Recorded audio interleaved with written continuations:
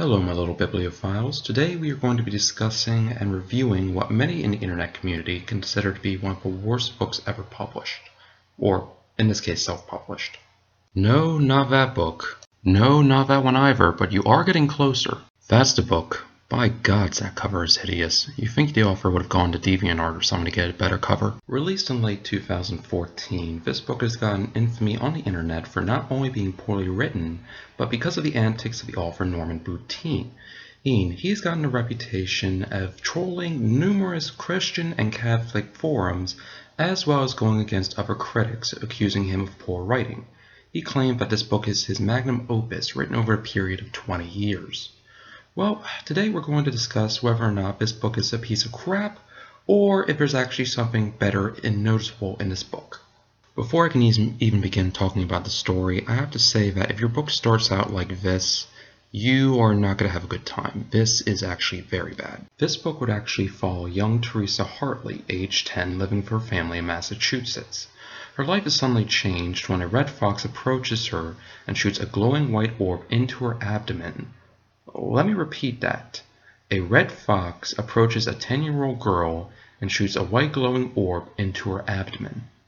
I'm not sure if this is pedophilia or bestiality. Regardless, I'm pretty sure I'm going to be calling Chris Hansen at the end of this review. I mean, you know what it honestly sounds like? It sounds like Yelvis, during their time shooting the video for Massachusetts, decided to don their costumes from the video What Does the Fox Say and release their inner pedo bear. Try putting that image for your head.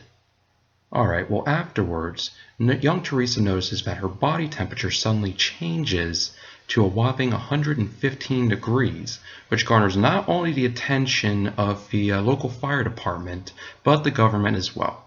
This is my actual problem with the concept.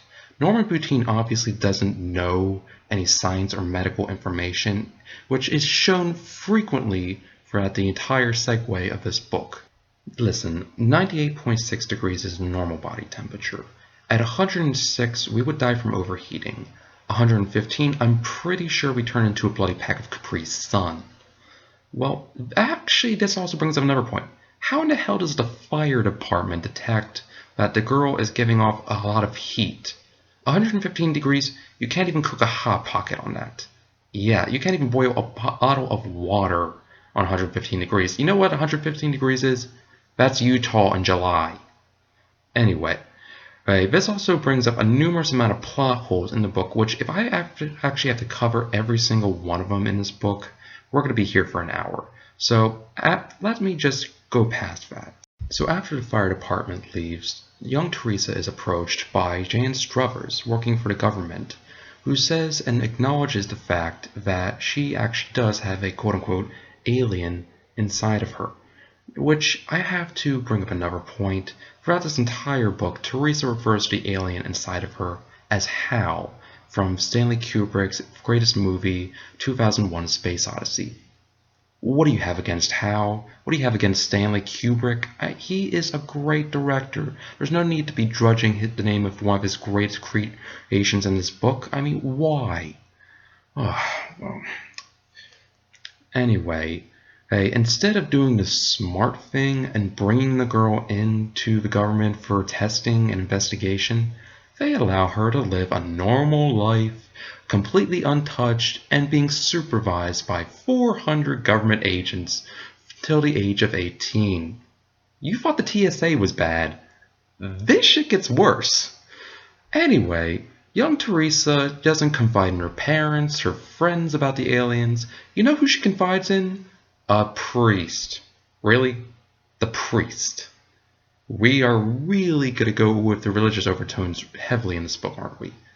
Anyway, young Theresa also notices that she has gained the ability to not only have super strength, which I have to say doesn't really show up at all in this book.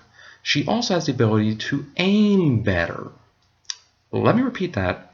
She can aim better, which she doesn't use in like learning how to shoot a gun or a bow and arrow. Something practical? No, she uses it in baseball. Really? Baseball? This is what you're using your super aim for? And also, another thing, super aim does not work when you're throwing things. Your body's in a constant movement. And when you're throwing something, a baseball, a rock, anything. So that thing that she uses to actually aim better, that wouldn't amount to shit. That would not actually do any good for actually aiming something. With a gun, you have to keep it precisely steady. You have to aim it in a way that you are lined up, throwing your entire body's in motion, so the sight is not going to be on the exact same spot. Anyway, eventually, young Theresa Hartley gets into college at Boston College through a scholarship paid by the Pope. That's right, the Pope paid for a little girl to go to college because she has an alien side of her. Trust me, the BS fest only gets worse from here. So, while in college, she actually meets a young man named Jack, who she decides to have her boyfriend for a while, until she finds out that he is cheating on her. Then she immediately decides to date and marry someone else named Steve. Yeah, she actually doesn't even develop a relationship with Steve. It's just, Disney princess, love at first sight. Yeah, that is actually incredibly problematic, and it is unbelievable. It is unbelievable that someone would immediately marry someone in college in less than 8 months of time. That's not even enough time to actually get to know someone. Anyway, after she gets married, she actually gets abducted by the government. Yeah, the same government that was trying to protect her. Where President Martin decides that she is a threat to government and national security and decides to destroy her.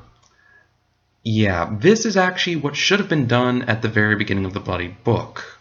So the government decides to destroy both Theresa and the alien inside of her by destroying her with a nuclear device out at sea. But that doesn't mean they can give her royal treatment. They make sure that she's well fed, well dressed, as to keep her warm during the transportation to and from the ships, which, again, no government would actually do if they're trying to kill someone. They just put a bullet in her head, done, end of story. Or another thing is just at one point, they actually allow her to take 12 bottles of Coke with her. 12 bottles of Coke in a garbage bag with her from the cafeteria to the actual place where she's about to be bombed. What is the point of that? Why would you allow anyone to carry with them 12 plastic bottles of Coke when they're about to be executed? There's stupid and there's incredibly stupid. This falls on incredibly stupid. Anyway, when they finally give her the last little farewell party, they decide to put her in a jet, strap her in shut, then shoot the jet out into the middle of the Atlantic Ocean where she can be nuked safely in peace. Well, the bullshit train keeps on going here. She uses her super strength once to get herself free, then takes all the plastic Coke bottles that she had, emptied them out onto the floor, or then use them as impromptu flotation devices, stuffing them in her jacket, removes the top of the jet, then she escapes the jet just before the nuclear device goes off and falls 44,000 feet and survives the nuclear blast, where she actually a quote saying that she sees the light going through her arm. She should be dead. She should be incredibly dead after having radiated light, go through her arm. That is just basic biology. So, after falling 44,000 feet, she hits the water belly side down. She belly flops into the Atlantic Ocean, which the amount of force that you would feel from falling 44,000 feet and hitting a belly flop into the ocean, again, should kill you, but she's still alive. So, she goes unconscious though. That's a good thing. She's unconscious, less that we have to hear her talk, and then wakes up 2 weeks later in the Antarctic.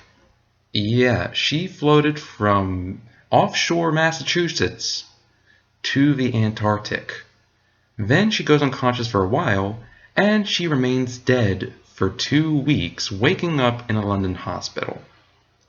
Though sadly enough, she still retains some of her memory and which again, if you're clinically dead for 2 weeks, you would actually lose a good portion of your brain and memory. Anyway, the English government decides to adopt her thanks to the whims of Peter Blair. Yep, you heard me. Prime Minister Peter Blair. You're really unoriginal with these names, aren't you? Anyway, she becomes a bit of an impromptu celebrity when everyone finds out that the alien is inside of her. So this will actually lead to an interesting point where as soon as she wakes up, everyone realizes the wind has stopped. And because the wind has stopped, that means it can no longer rain, and starvation is going to run rampant in the country. Again, rain is actually not influenced entirely by the wind. It's mostly precipitation and evaporation. It isn't just, oh, the wind is gone, so all rain in the world immediately stops. So it falls on young Theresa Hartley to actually make it rain again so people don't die. Yeah, listen, how does their aiming power come into this? Anyway, she then discovers that she can use her abilities with Hal to actually manipulate matter with her quote-unquote throwing ability. So she actually uses her alien powers to cause water spouts around the world to actually shoot up, causing rain to go into the lower levels of the atmosphere and actually cause it to rain across the world. Yeah, you can tell why you're going to need a bottle of Jack after reading this book. Then there lies another problem.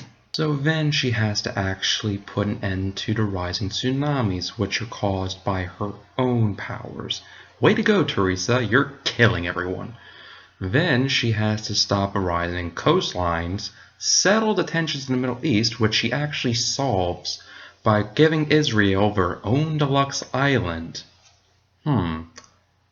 Transplanting millions of Israelis from their own country to a new area where they're separated from the rest of the populace.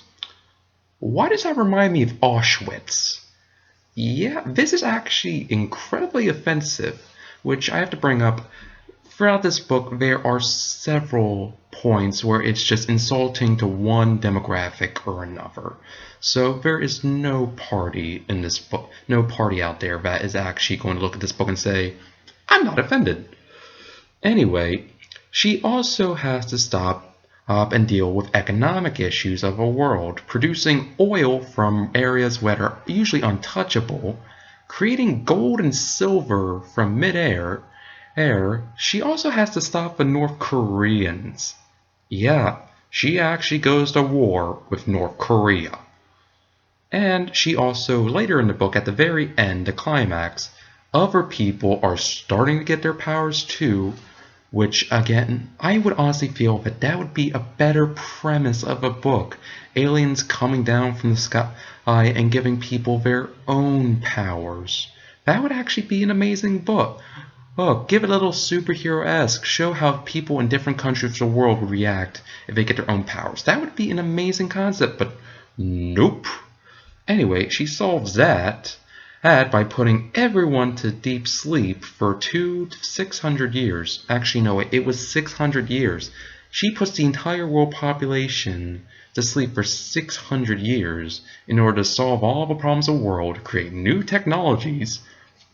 Yeah, listen, if you actually read this book from end to front to end, this book is laden and heavy with Jesus overtones, as in the world be consequentially fucked if Theresa didn't have how. They see her as the Messiah. Well, here's the fucking problem. If you have a character who is going to have a Messiah complex, if you're going to have the Ubermensch mentality of a Superman character, have them actually go through struggle, actually show their emotional response. In this book, the character is faced with several different challenges, but she solves them in such a short amount of time without any actual change or reflection on it. I mean, I'm actually scared.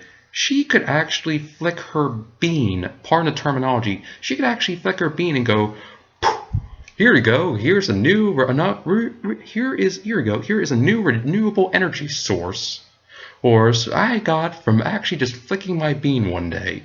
Okay, so yeah, it's just, there's no actual challenge to the character. There's no actual real story. It's just someone has a situation, boom, she fixes Jesus overtones.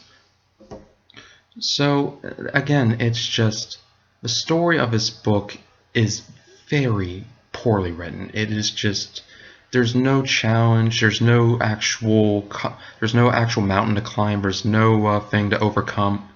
It's just girl gets power, she becomes Jesus, the world loves her.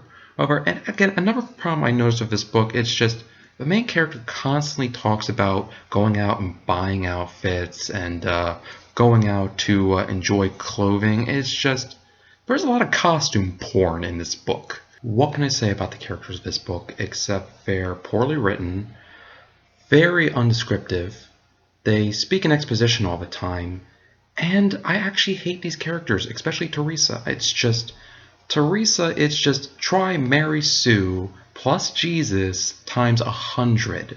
That's what you get with this main character, and it's just, despite having the Mary Sue complex, you can't like her. You honestly can't. I mean, she is a person who has exponential power, but she doesn't use it in a way that's actually productive. I mean, if I was 10 years old and I got the ability of not only super strength, but super aiming, super aiming, which would eventually turn into essentially manipulating all sorts of matter and people, then I would actually learn how to use my powers. I would actually learn how to become stronger. I would learn how to control the environment around me. That's a book on its own. A little girl learning how to use her powers. That could be an entire book on its own.